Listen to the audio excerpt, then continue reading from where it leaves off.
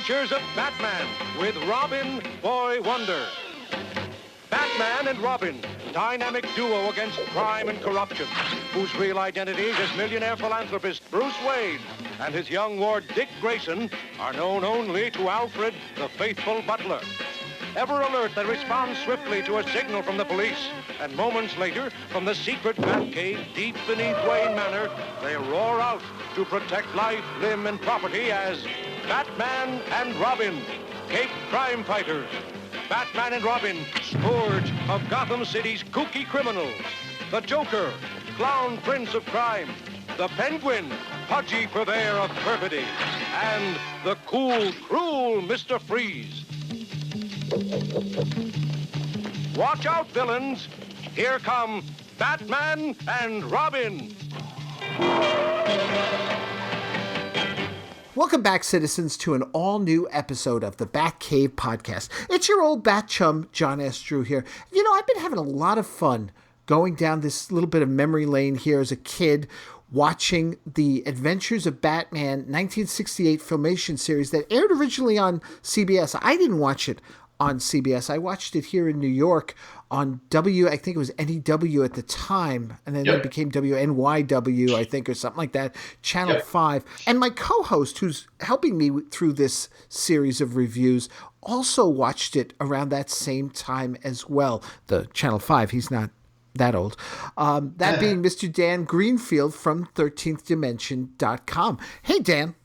Hi, John. I like how you said I'm helping you through this, as if I've got you by the shoulders. And I'm like, it'll be okay, John. If we can get through this together. Channel 5, and it was WNEW. If there are any young whippersnappers listening out there, of course, back in the day when you didn't have a choice for. You couldn't choose your own viewing. Right. It was you were stuck with the schedule and the programmers, their whims. I used to watch this Channel 5 until it went away. Channel 5 and Channel 11 were the best of the three local New York channels that had cartoons and sitcom reruns. For me, Channel 5 and Channel 11 were it, because Channel 5 had the best cartoons. Channel 11 had Batman, the TV show. Channel 9 was always like the other one. I mean, I think they had Gilligan's Island. I think that's where I watched Gilligan's Island. But it was, Channel 5 had Bugs Bunny. That was just the best. Woody Woodpecker had Spider-Man cartoons. Channel 5 was the shiz, as the kids say today. And Channel 11 was also really cool, too, with, of course, Batman 66 being on. And then, of course, you had the 4:30 movie on Channel 7, which was pretty awesome, too. And that's where you'd get to see the Batman 66 movie. Get to see the Batman 66, Planet of the Apes. Apes Week, man. Apes Week. Wonder Woman? Well, they had the superhero week, and they would do Batman and Robin. They would do Batman on Mondays and Tuesdays. They would break it up into two parts, and they would you're going to laugh. Completely unrelated to what we're talking about, but you mentioned the 4:30 movie. Trivia. The day Reagan was shot was on the 4:30 movie that day was the Batman 66 movie.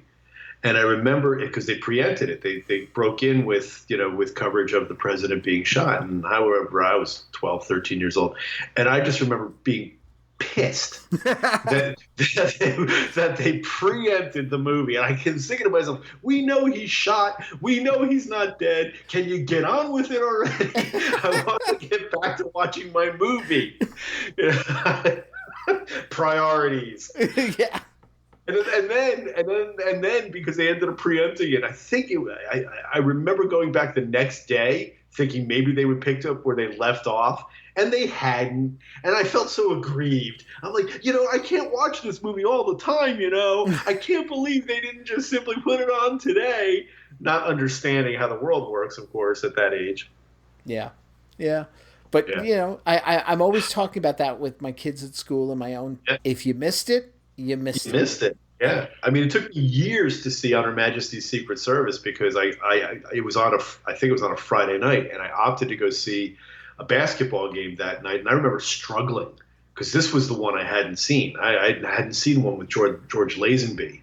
I wanted to. This was like a mystery. This was something exotic. I was like, I really want to see this movie, but I also had an opportunity to go to. At the time, the Nets were in New Jersey. They were at the Rutgers Athletic Center. They played in Piscataway. This is mid-'70s, late '70s, and my friend Mark was like, we got tickets. You want to go? And I'm like,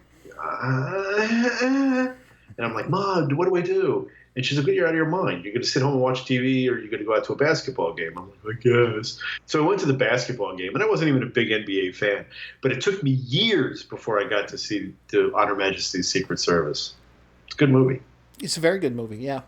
Yeah. Actually, you weren't missing much, though, watching it in the TV version, because they usually split that up into parts as well, and they also re-edited it, so it's, like, very weird to watch. I didn't appreciate it on TV. It wasn't until I saw it years later on DVD that I was like, wow, that's a really good movie. Yeah, it is a really good movie. He was underrated. He was a victim of his timing because of what was going on with Sean Connery, but that's a whole other podcast. That's the other B. We got their Batman, Beatles, and Bond. That's another. Yeah, exactly. That's another one there.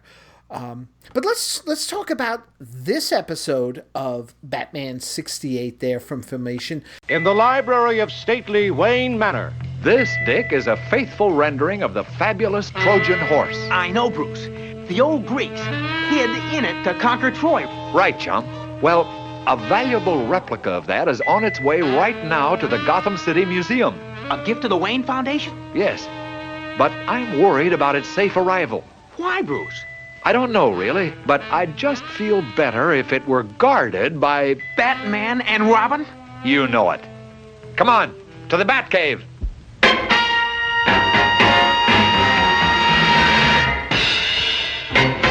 The Big Birthday Caper, written by Bob Haney, aired October 18th, 1968. We get a very brief little teaser to start this out, and we see that Penguin has his eye on the Trojan horse as well. And what is really cool, he shoots out these series of umbrellas that attach to the Trojan horse and launch it into the air. You don't have to worry about budget when you're doing animation. You only have to worry about the budget of the animation. But in terms of the ideas, this is something that you can only do on a comic book page. I mean, you could do it in the movies now, obviously, but in 1968, you weren't getting away with this. It's really a neat effect that he has all these little penguin rocket thingies, and that they're able to lift the Trojan horse and steal it. It's cool, really good. Yeah, it is very cool, and equally cool. And for some reason, and I mentioned this when we talked about the '66 animated movie, Batman and Robin emerge on the Whirly Bats. Yes. And I thought this was unique to Batman Filmation. Didn't realize it was a comic. Yeah, no, it goes back to the late '50s, early '60s when they had the Whirly Bats. In fact, I had a play set that came out in the early '70s from Ideal that were these cardboard cutouts of Batman and the cast, and it had a little play area that was divided into three, and you had your Batcave area and your museum area and Wayne Manor area, so that you could have a place for Bruce and Dick and a place for them to have a crime and what have you. But instead of having a Batcopter, they had a whirly. I think they called it the Batcopter, but it was a cardboard cutout of a Whirly Bat.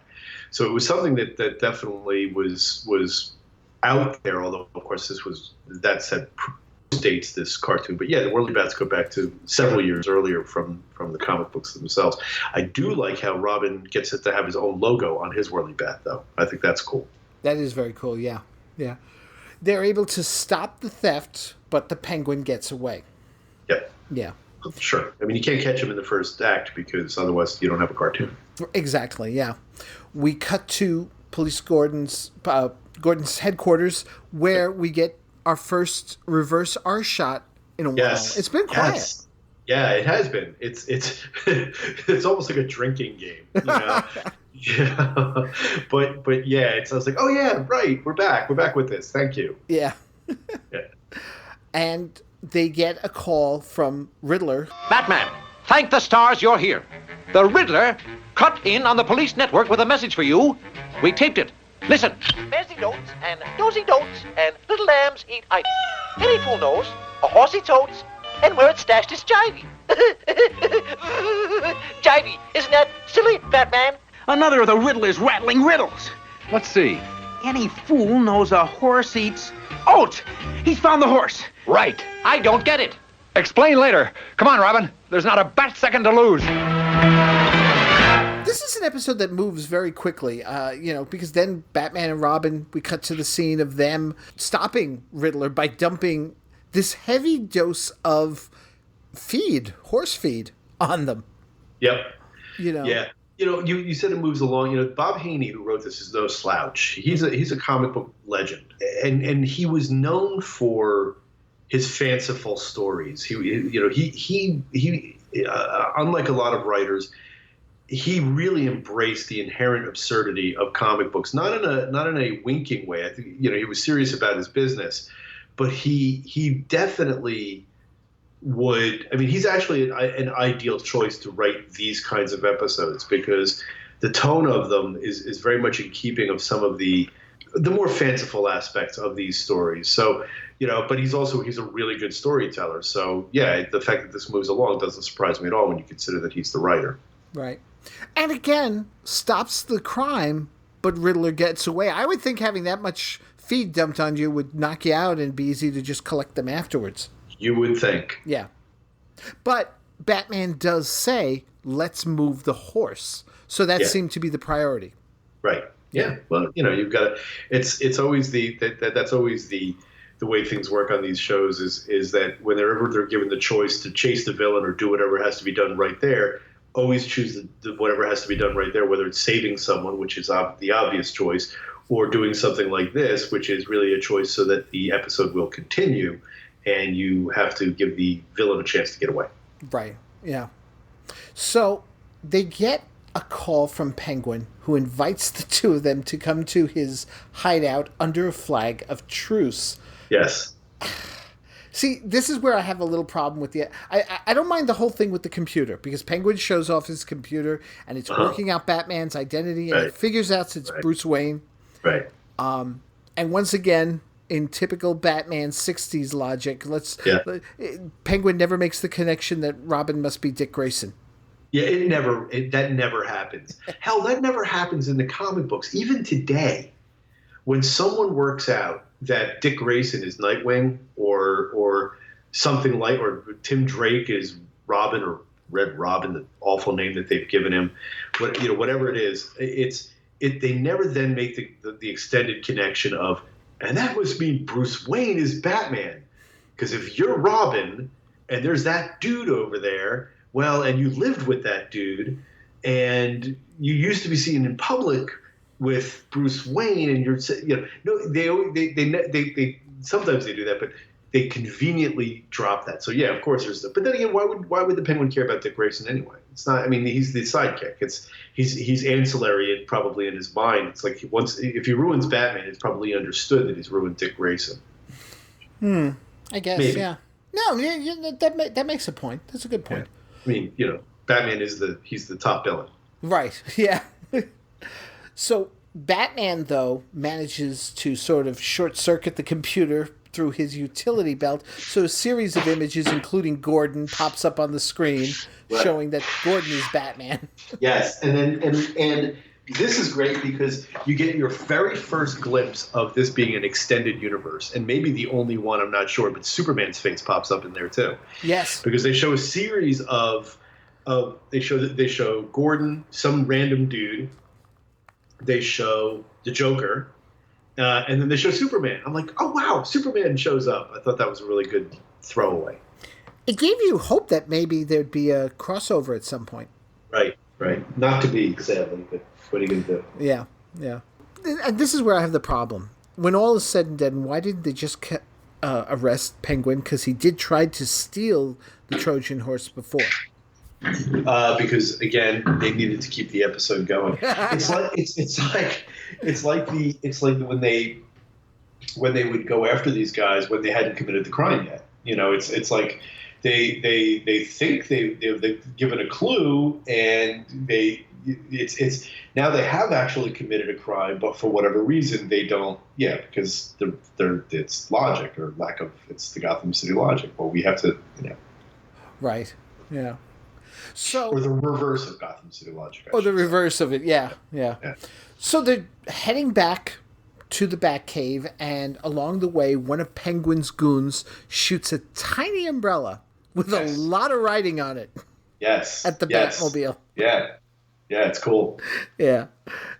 They're planning on throwing a party for Batman's birthday since they don't know what Batman's birthday is, and they want him to come to the party, but he's already told Robin he's refusing to take the bait. Yeah. I know. Let's come to the birthday party. I mean, come on. Well, okay. I mean, but at least they're committed to the gag. They're committed to the gag, yeah. and the thing is, though, then we get to Wayne Manor. They're back in their Bruce and Dick identities and such, and an umbrella lands in their yard. Of course. Yeah. Of course it does. Yeah. With a tape recording of Penguin saying that Bruce Wayne has the same birthday as Batman. How convenient. Yeah. Like, nothing else mentioned before that Bruce's birthday was coming up. They must have gone to the Gotham City Hall of Records. They must, because we know Penguin's familiar with that from the Batman Returns movie. That's a thing with him. He's very much into birth records. So I guess somehow he got Batman's birth certificate. Yeah. And was able to, suss all of this out, and Bruce Wayne, yeah. Oh dear. Holy dilemmas! How can Bruce Wayne and Batman both go when you're one and the same man? No question about it now, chums. Batman and Bruce Wayne must both attend that birthday party. But how? How can you? You'll know soon enough. To the Batcave. A birthday party for Batman and Bruce Wayne. But how can they both go? Don't miss the conclusion of this exciting story. Coming up next.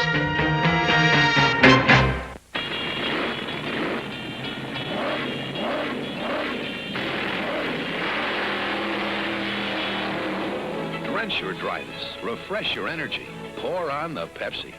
Ice cold, this one tastes better than any other cola going because it's made for the cold, and a whole generation knows it. Pepsi's got that special taste created for the cold. The cold turns on that Pepsi drive, makes Pepsi-Cola come alive. Taste that beats the others cold. Pepsi pours it on. You're my kind of guy, I want you so.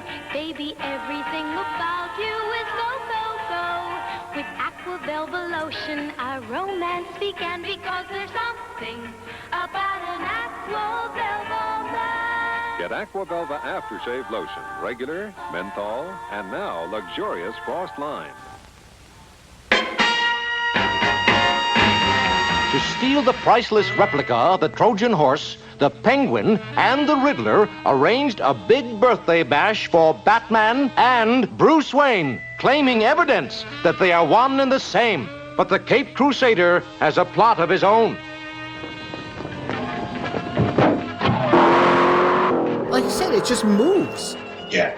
I mean, it's an economy of storytelling, and I do like the little penguin dart things. I think to myself, why is that not a thing?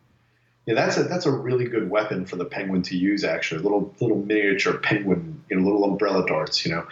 It's a really hokey concept, the birthday party thing, but at least it moves along. It does, and part 2 moves even faster. Yes. Bruce Wayne arrives at the party first. Well, this is quite a party. He's attacked and fights pretty well. Yes. Yeah.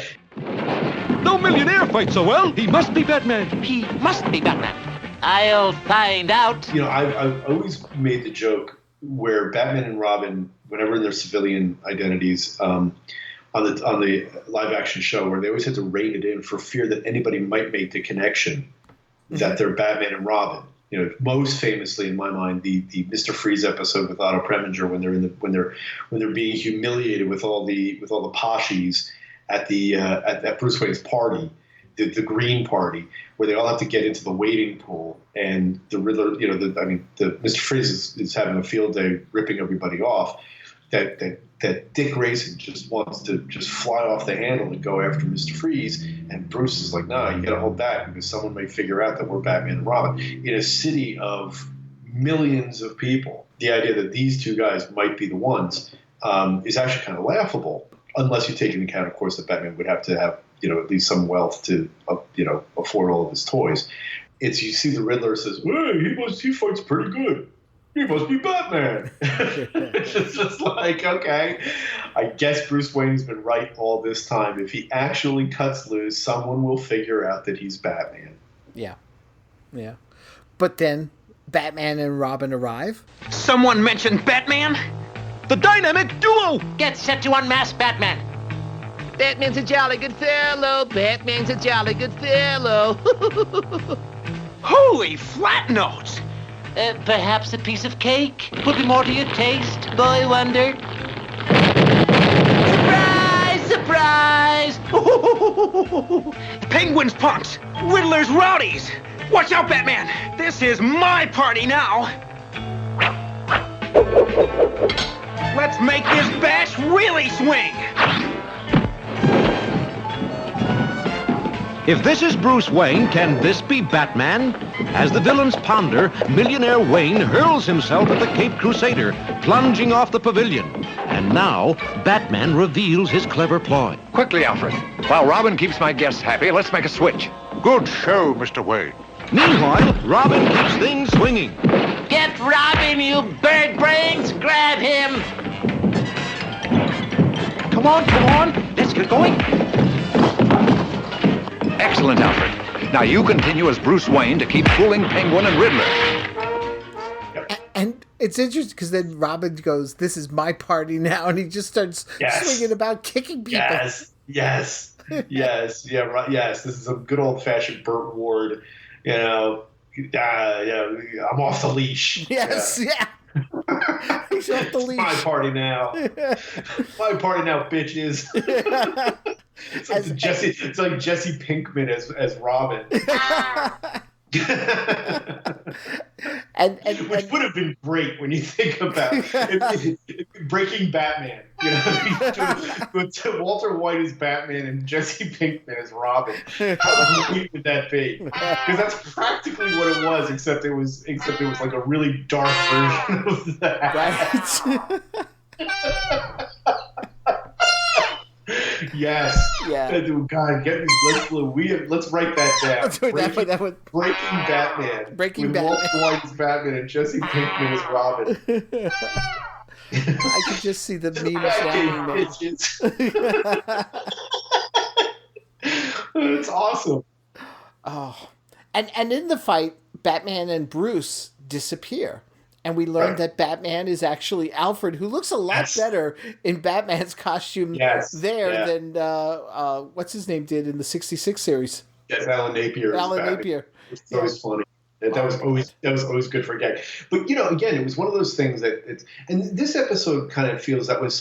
There's a playful quality to some of these episodes that actually make you think of, these are the things that when you played Batman and Robin in the backyard, these were ideas that you would come up with. I mean, I don't know about you, but when we would play, it wasn't like real storytelling. It was just like, okay, I'm going to steal this and you're going to run after me. And now it's my turn to be Batman and you've got to be the villain. The idea of, no, I'm really Alfred. No, I'm really this is it's almost like kids and that's also one of Haney's strengths, is that he could write in a way that was accessible to younger readers. And this idea of the switcheroo, which again they did, like you said, they did it on the TV show, but the now it's Alfred as Batman, now it's Alfred as Bruce Wayne. This is all that's all very kid-like in its actually lack of inventiveness, but in terms of the storytelling. There was that part of me, though, in watching it that was kind of hoping, especially since earlier we saw Superman on the screen, that Batman was Superman in disguise. So you could always wish. Yeah. I'll tell you, I'm actually, and this is a discussion for another time, but I'm actually not. And then you talk about heresy. I'm not a big fan of the Batman Superman team up, and I never have been. Wow. Even as a kid, it never could be. I understood why they made them friends, because from even going back into the 40s and 50s, for corporate, I mean, you have these two gigantically popular characters. Why wouldn't you put them together? It only makes sense from a business standpoint. You'd be a moron not to do it.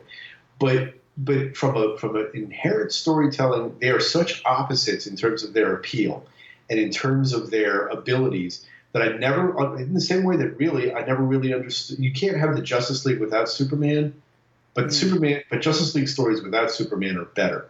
They tend to be, because when you think about it, why would Superman need the Justice League? Why would he need these other heroes? Because Superman could do it all. Now, then the challenge becomes coming up with a cosmic, threat big enough on a monthly basis to engage everyone. And the best stories do that well, but there aren't enough stories, I think, to go around to make that really work. And it's an even more acute point with the Batman-Superman pairing, that I just don't actually think that it works most of the time. But, that's not really why we're here today. Yeah. Well, sorry. No, it's okay. I see your point. I see your point. I mean, it would be fun as a throwaway gag at the end. I get, for sure. Hey, Superman showed up. That would definitely be fun. But they and you'd think, because especially in the first run of these cartoons, that it was the Superman Batman adventures, or Superman Batman Hour, or whatever they called it, and it was, and they were being produced by the same production company. You'd think that they would have had an episode.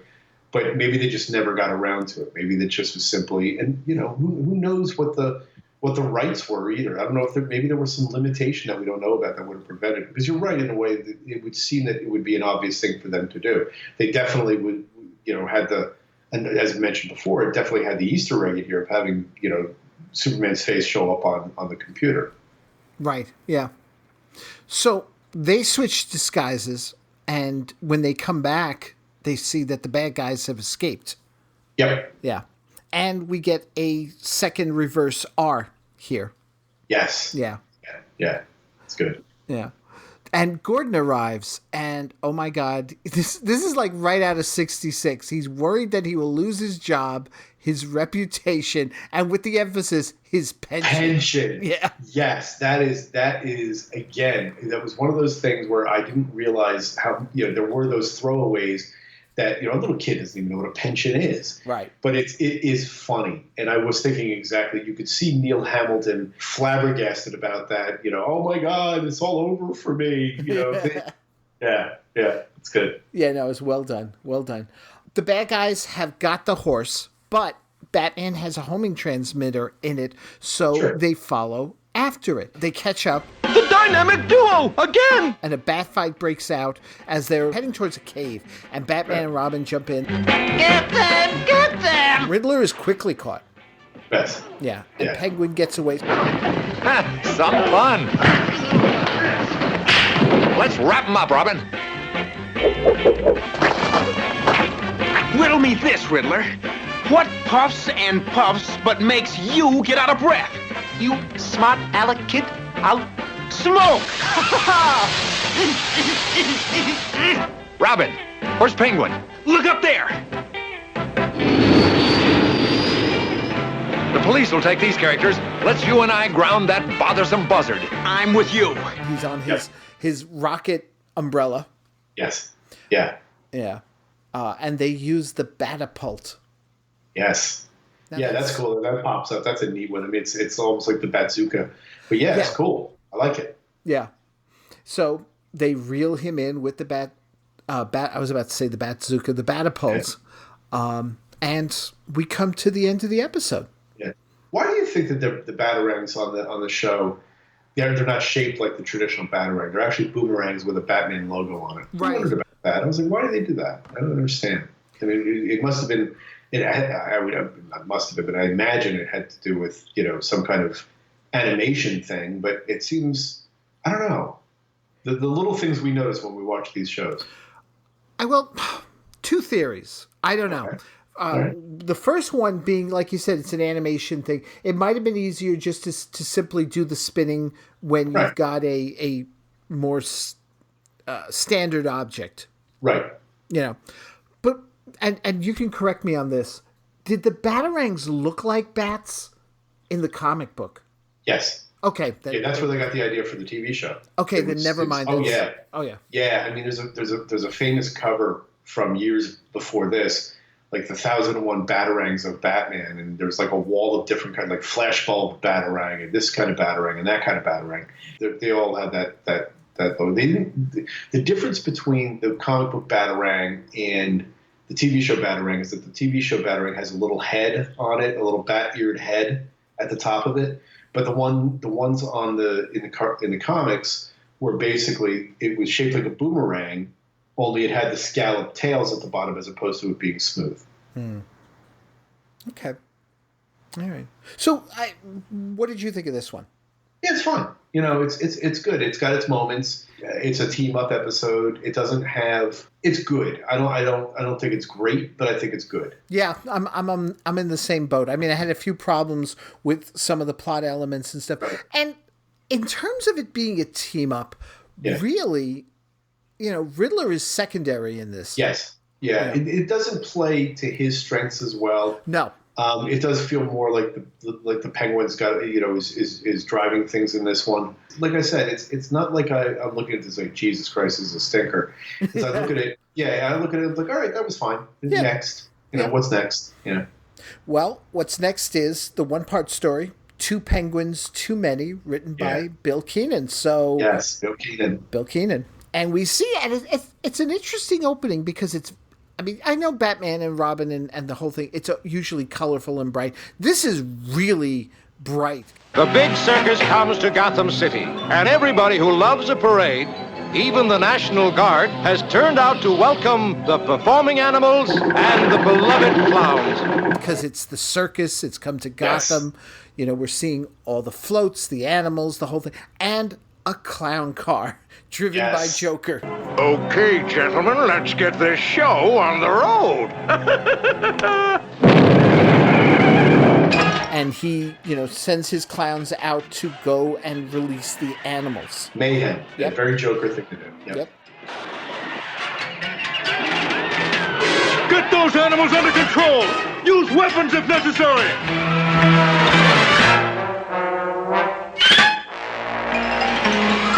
It gets on the news. Dick sees it, so the two head into Gotham City to lend a hand. Right. But it's not just a Joker story. Joker goes over to Penguin and tells him he's done his job. Penguin should now do his. Right. So Penguin goes about, and I guess in the confusion, again, this is interesting because Joker has his own knockout gases as well, but it's Penguin who goes and gets the tank, knocking out the soldier, I can say the word, and drives off with the tank. Yes. Yeah. But and in all the confusion, even Batman and Robin are busy because they've got to round up the animals. And an interesting, I don't know if this is real or not. Batman tells Robin, try and find the leader of each type of animal. Once you've corralled them, the others will come into line. Right. Okay. Yeah. Sure. Yeah. Get the alpha lion, and the other lions will fall into. Yeah. Okay. Yeah. Zoology. Zoology, Gotham City style. Yeah. Or for all I know, maybe that's true. I don't know. Maybe I don't know. True. It just sounded so, And then what happens? I mean, Batman goes after the lion. Robin goes after an elephant. Well, a lion is an elephant's big. Yeah, right. I guess maybe it should be reversed, but the lion is the king of the jungle, maybe? I don't know. Well, to me, it's like it's this huge beast that Robin manages to jump on, tame, and then steer. Right. Well, he's Robin. He is the boy wonder. He is the boy wonder. Let's not forget that. I liked it, though. Don't get me wrong. It just was so weird. Yeah. This whole episode is weird. It is a weird one. Very weird episode. But I like it. Yeah, it's fun. It's fun, yeah. So Penguin drives the tank.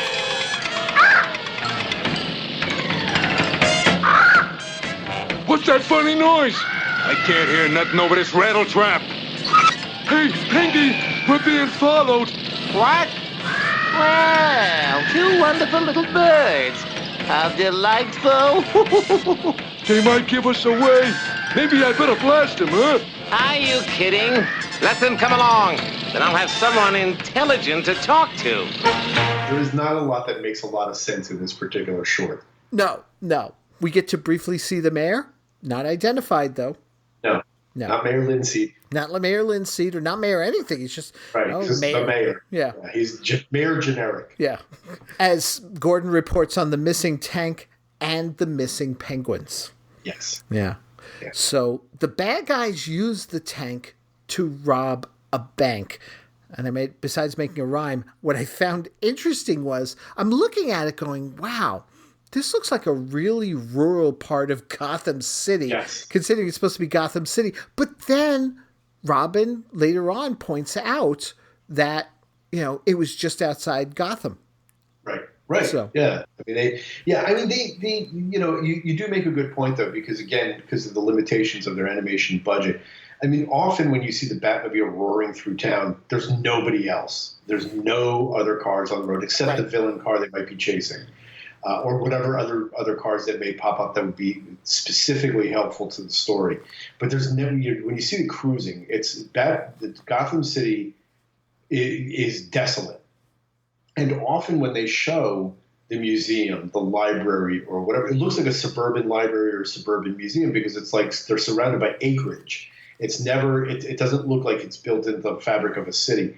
So I think that's just whatever matte paintings they were using, whether they were repurposing, images from other shows.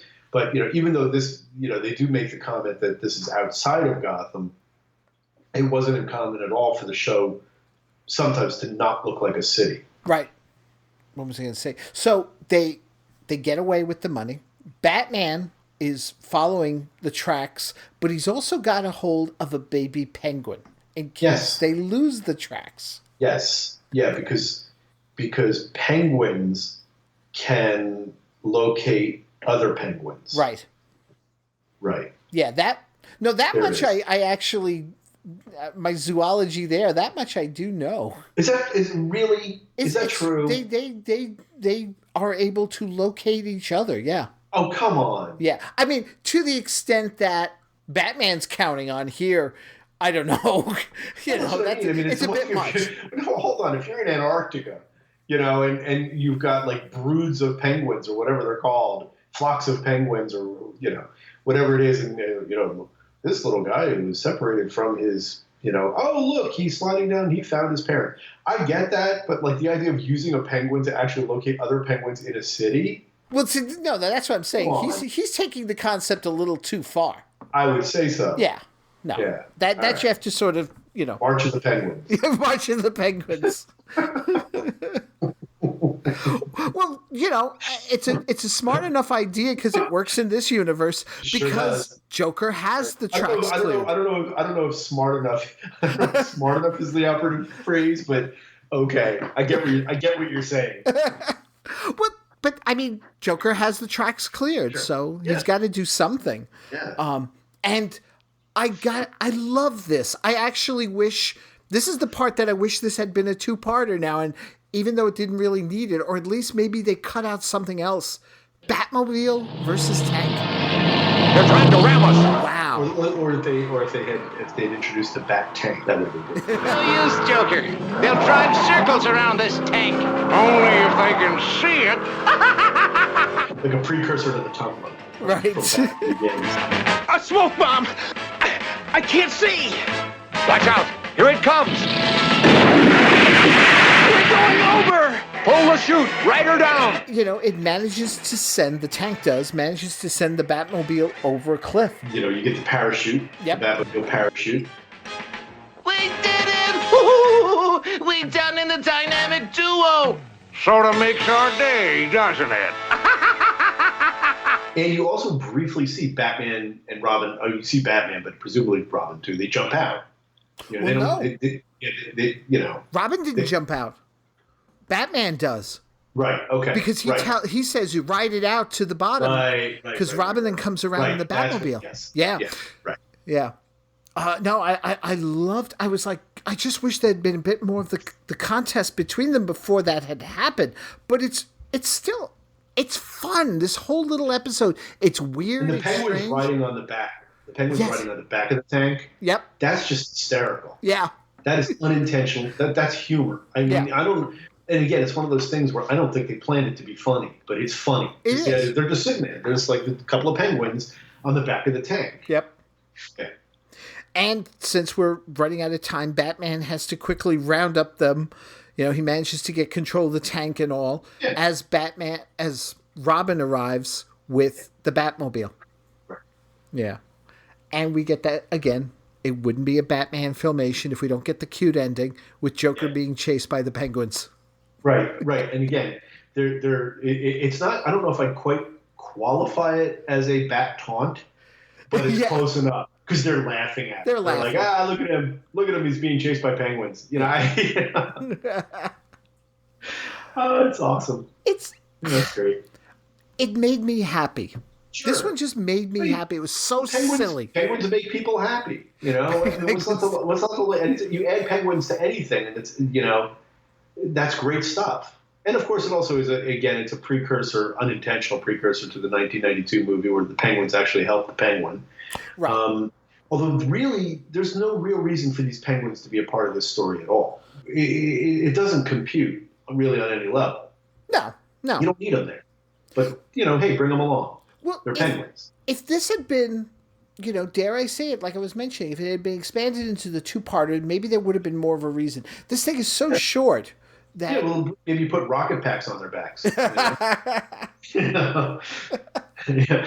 But it is. It's like they would do these things. I mean, it's a gimmick without any payoff at all, other than you get the joke at the end that he's being chased by penguins, and it gives Batman a reason. I mean, the fact that the penguins are a part of this story at all is so nonsensical that it's delightful in its own way. Who doesn't love penguins? I mean, I don't, you know, if you don't like a penguin, if you don't like what, you know, then there's something wrong with you. So if you're going to add penguin, if you're going to add circus animals, and they're not even circus animals, if you're going to add them to the scene and you have the penguin in the story, then, you know, sure. Right. Bring the penguins in. Because, you know, they're cute. They're cute. Yeah. All right, so as we come to the end of this episode, Dan, 13thdimension.com. Yes, 13thdimension.com. Your place for your comics news, views, and commentary, which, you know, I just made that off the top of my head. And we do, you know, it's obviously, if you're listening to this podcast, I think you'll see a lot that you would be interested in over at our website. We do a ton on Batman 66. We do a lot of retro stuff. We do a lot of modern stuff too, and it's not all Batman. We do you know, anything about pretty much it's anything I like to write about. Or publish is what I like, and I like a lot of stuff that I think the people who listen to this like, because it's, you know, it's that's sort of my rule of thumb. It's you know, I think people, you know, if I think people who listen to podcasts like this, if I think people like that would dig it, I'll publish it. So check it out if you haven't already, and you can also check us out on Facebook and on the Twitter, because we're quite active in both those places as well. Very cool. And that's 13th Dimension, 13th Dimension, all one word, .com. It is. Yep. So, folks, next time, we've had, you know, Joker and Penguin and Riddler, and now we're doing it all. Because next time, Joker, Penguin, Riddler all team up for a competition for control of Gotham, and then Catwoman gets involved in the episode Partners in Peril. Practically a sequel to the 1966 movie. Practically. Yeah. And then if that's not enough, Catwoman and Riddler team up with a drill to commit their crimes in the underground caper. It's a smorgasbord. A smorgasbord of villainy. Yeah. Yes. More bat villains than you could shake a stick at. Exactly. So, folks, thank you so much for listening. Until next time, Dan, citizens, take care, everybody. Thanks, John.